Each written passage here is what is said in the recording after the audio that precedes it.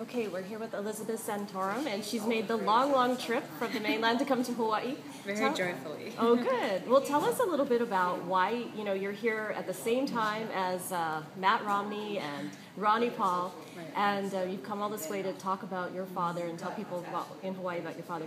What is the message that you wanted to bring?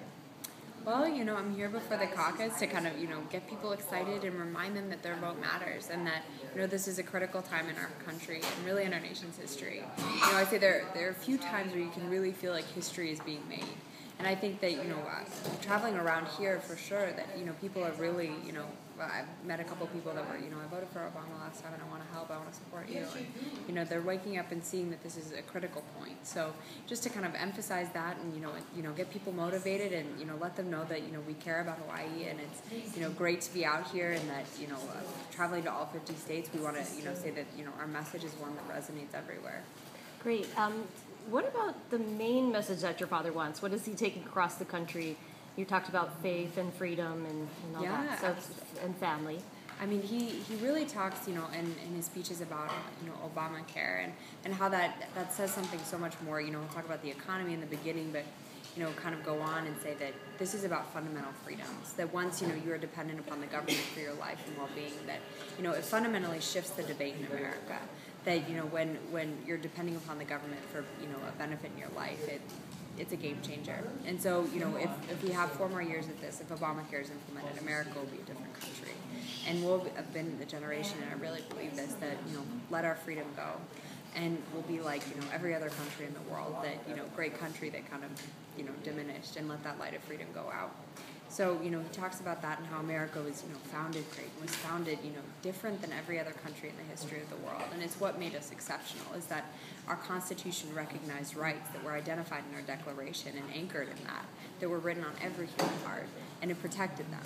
And that by unleashing really the human spirit in that way, for to create and build a good community and family, serve your your God, your family, your community, and your country, that we build a great society from the bottom up. Do we always get it right? No, but we're exceptional and wonderful. And I think Americans want to believe that again. Now, how do you feel how close is your father watching the Obamacare debate it's going to be taking place in the U.S. Supreme Court coming up? Right. Well, as closely as he can. He's so busy on the road. So, we're trying to give him clippings here and there and, in between, me trying to make sure he takes naps and eats and and stays sane. Yeah. Well, okay, so speaking of you being hands-on in the campaign, who else in your family is that hands-on and how is your family handling it? Well, we all try and be involved, whether it's, my 2 siblings in high school, she's in 8th grade, and then my brother's a junior in high school. They'll be at home, and they travel frequently, when they can on breaks and whatnot, and, but they'll make phone calls from our house. The younger 2 boys are, very active with helping my mom to, take care of my little sister, and, they'll make some phone calls, although they're a little more shy, and then my older brother, John, who's right under me, he's 19, he travels a lot with my dad as well, when I'm surrogating, like, right now, and, on the island. And so my mom travels a lot too. She's in, I want to say, Mississippi this weekend. She was in Mississippi and Alabama. And so she travels, independently as much as she can and, manages beautifully, handling things at home because my dad's had 5 days off since June. Just very busy. It's it's a lot on the family, but we're happy and honored to be making the sacrifice. So you're the oldest of 5? Of 7. Of 7. Wow. Of 7. So yeah. You have kind of Congressman Ron Paul has 5 children, but 18 grandchildren and many great-grandchildren. That's so right. It's the battle of the families, right? That's right. Well, oh my goodness. I say there's kind of a harmony between them and just a general sense that we know what the others are going through and we know that it's hard. And, we always try to, pray for the other families and just, make sure, there's kind of a just agreement between them all that, this is hard and we're supporting each other. That's good.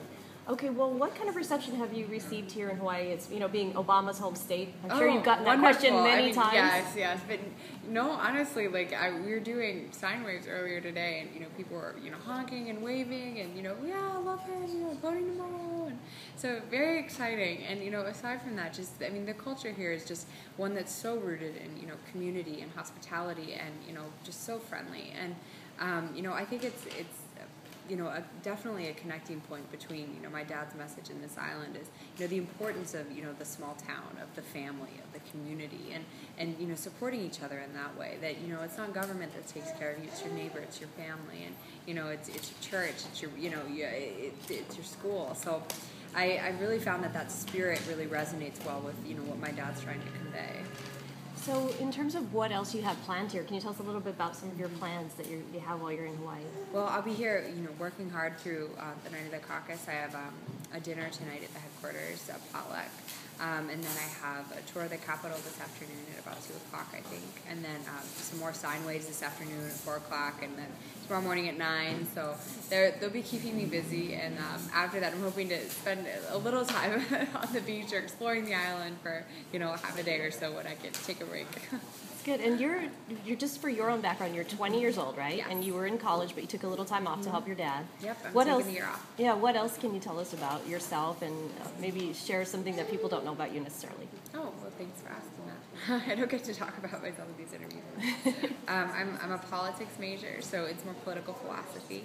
So learn a lot about the founders and, really passionate about that, which has been a kind of a great backbone for all of this. And, thinking through and learning, about the country they envisioned and where we are now. And trying to kind of get us back on that route of, limited government and believing in a people with unlimited potential. So, I love having those roots, and also the community I have at school. I love to, hike and read and write and travel and to cook. And, this has just been a wonderful experience of doing all of those things. Now, do you think you're going to be in politics someday besides from behind the scenes? Oh, goodness.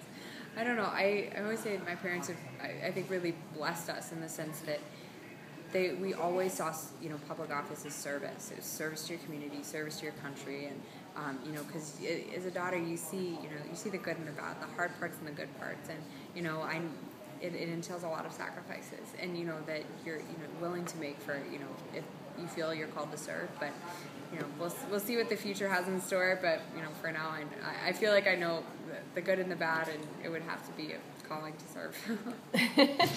That's true. You have to get through this campaign before you get to another just one day at a time here. Santorum campaign, right? Okay, well that's good. So anything else that you want to make sure that people in Hawaii know before the GOP caucus on Tuesday? That this is a critical point, and Hawaii has a chance to speak, which I know, especially in the Republican Party, I've heard from so many people, we're in the minority here. Well, you still have a voice. You have a voice right now. You're going to, be able to send out someone that can be, the opposition to Obama, the home state boy. So, choose wisely. Choose someone that can, strike the right contrast with Obama on critical issues like, healthcare, on, cap and trade, on the Wall Street bailouts, all issues that, Governor Romney was on the wrong side of. And so we need to have a candidate that can go out there and say, I was not for the Wall Street bailouts. I was never bought into the fiasco of, cap and trade, or, and I did not author, the largest dependency program, of the state government, Romney Care, the model for Obamacare. We need a nominee that can go out and articulate a vision and strike the clear contrast we need. Great. Well, thank you so much for having the time for us today. That's great. Good luck on the campaign. Thank you.